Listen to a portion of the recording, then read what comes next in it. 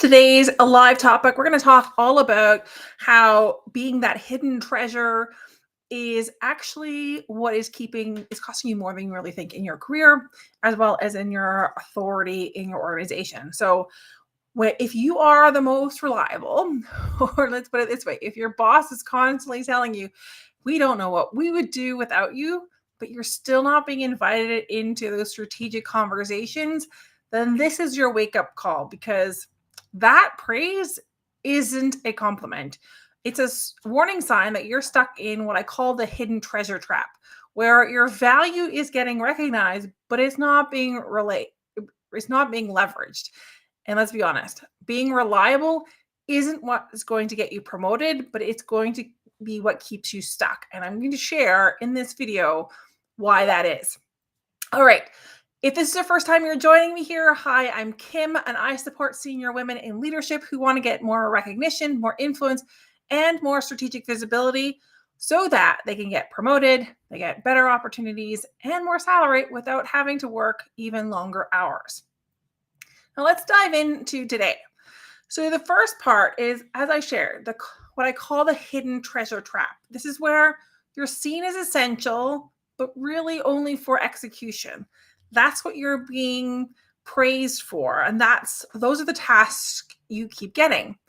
Your value is known, but it's kind of quiet, it's internal, and it's invisible to the decision makers that are further up in the organization. But you're the one that keeps things going. And while it may feel like progress that you're getting compliments and praise of how great you're doing a job and how we couldn't do it without you, it does signal a career ceiling, because, hey, they're praising you for all of the execution, but they're not seeing you as someone who could be strategic, someone who could move into a higher role in the future.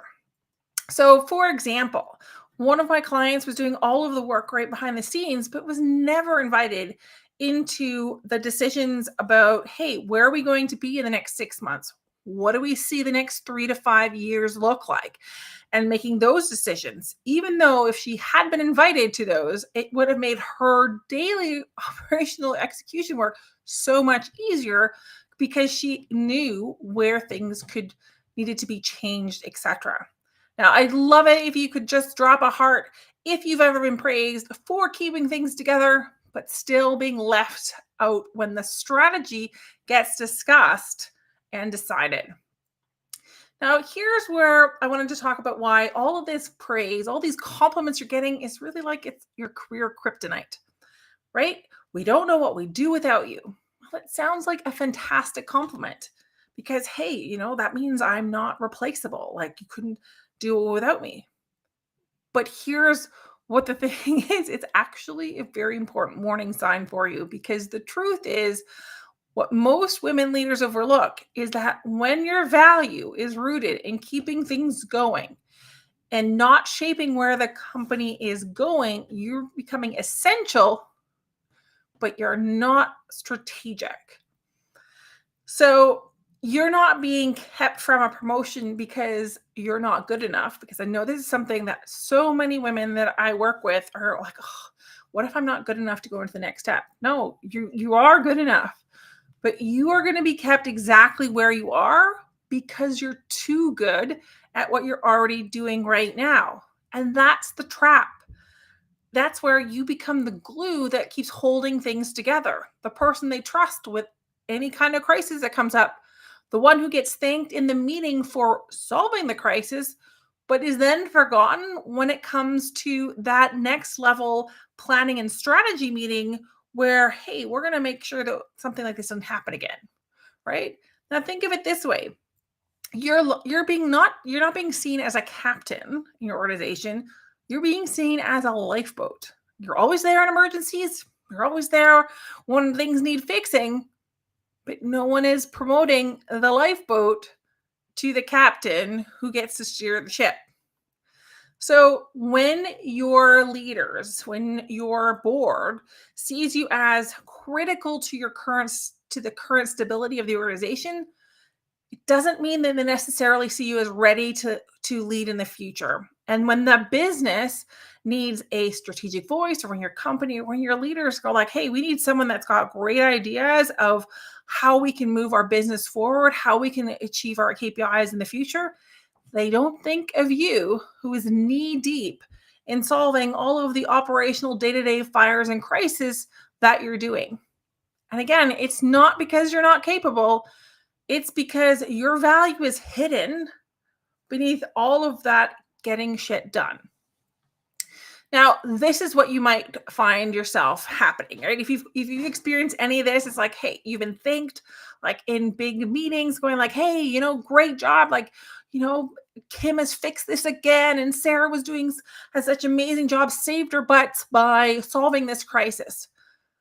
But again, you're not invited to the meetings. You're asked to make quick jump on this project because it needs to have like more direction, and you're always really great at solving that. Okay.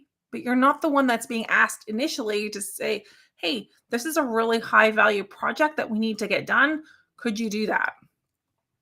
So if you're wondering why you're the one that's holding it all together, but not being seen as the one to lead what's next, again, it's not because you're lacking skills or you're missing skills.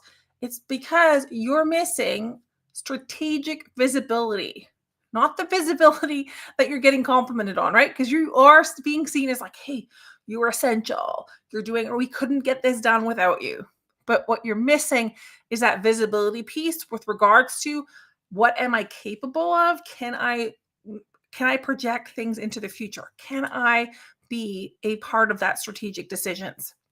So I want to talk to you about what the cost of being that fixer is, right? Because I said at the beginning, this is costing you more than you might even be aware of. It is while you're chasing your team, while you're fixing their messes, and while you're stuck in those day-to-day fires, all of those opportunities for the next promotion, for that next high-level project, they go to your colleagues and your peers, and not necessarily because they're better. Oftentimes, unfortunately, they may be less qualified or they're less experienced, but because they're visible as someone, hey, that is someone that could do this really well.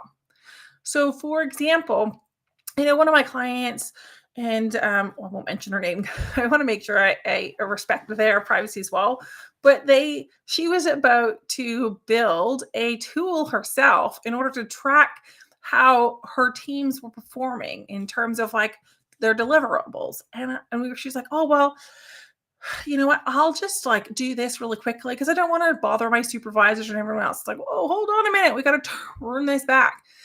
So rather than her being the one that tries to do this all because she can do it, maybe she can do it faster and she might do it better. But we've moved it so that it is now within her team so that she has the opportunity now and the time, because the key part of this is the time, right? Is to be able to start really promoting herself in the organization and showcasing her strategic ability in the organization.